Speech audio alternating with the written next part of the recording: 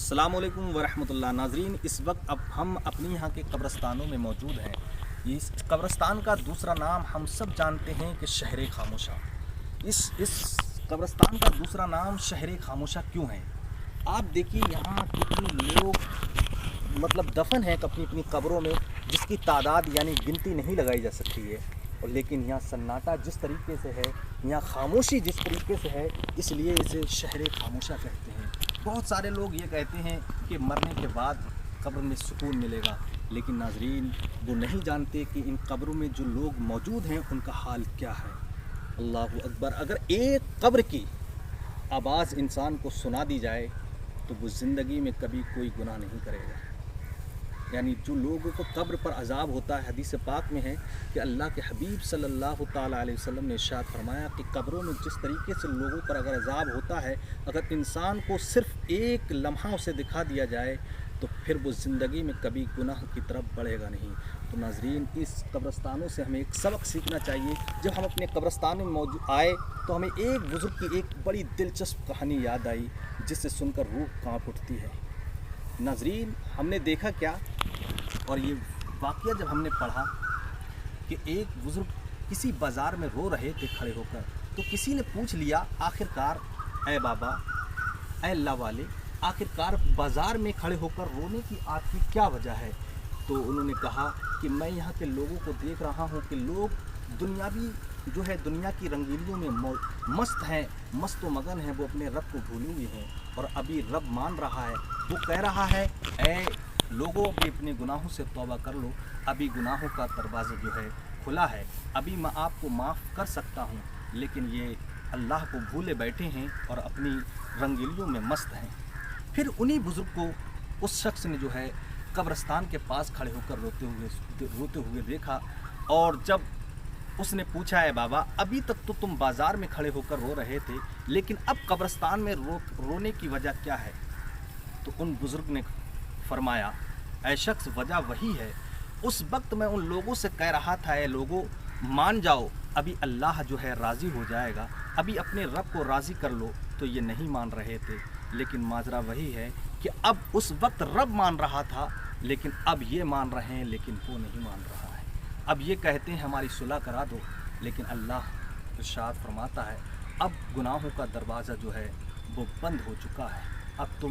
अब जो तुम्हें दुनिया में करना था वो तुमने कर लिया, अब रब राज़ी नहीं हो रहा है।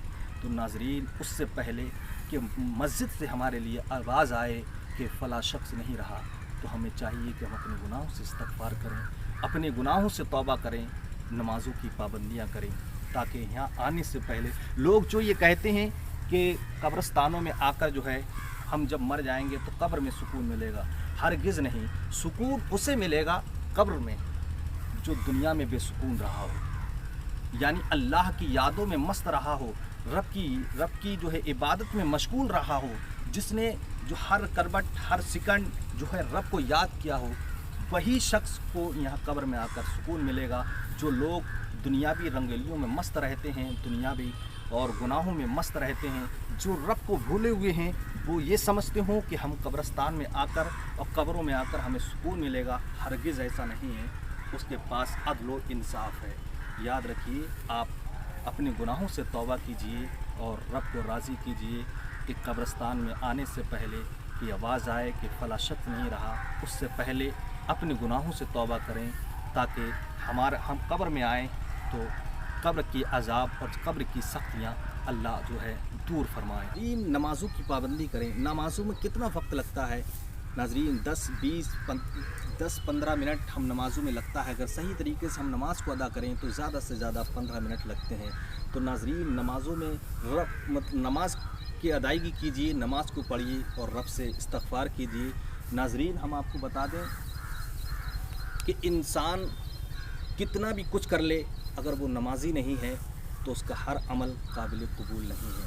तो नमाज एक ऐसी चीज़ है, इंसान पर ये फ़र्ज़ है, इंसान फ़र्ज़ छोड़कर नफिल करता रहे, लोगों के लिए जो है ईसाल सवाब करता रहे, कुछ भी करता रहे, और फिर वो नमाज की पाबंदी ना करे, तो याद रखिए उसका कोई भी अमल काबिल कबूल नहीं है। तो हमें चाहिए कि हम नमाज़ों की पाबंदी करें اور ناظرین اپنے مرحوم جو تمہارے دنیا سے گزر چکے ہیں ان کے لیے ایصال ثواب ضرور کریں۔ یہاں یہ قبرستان کا سناٹا جو آپ کو دکھ رہا ہے، ان قبروں سے اگر انسان جو ہے آواز غور سے سنے تو ہر قبر سے یہ آواز آ رہی ہے کہ اے لوگوں جو تم گھوم رہے ہو، کاش ہمارے لیے بھی تم کچھ ایصال ثواب کر دو۔ تو ناظرین جب بھی آپ قبرستان آئیں تو قبرستان میں آ کر درود و فاتحہ ضرور پڑھیں، ان مرحوموں کے لیے ایصال ثواب ضرور کریں۔ اور اگر آپ کو قبرستان آنے کا وقت نہیں ہے تو ہر نماز کے بعد جو دنیا سے آپ کے مرحوم گزر چکے ہیں ان کے لیے بھی اور تمام مومن مومنات کے لیے استغفار کریں۔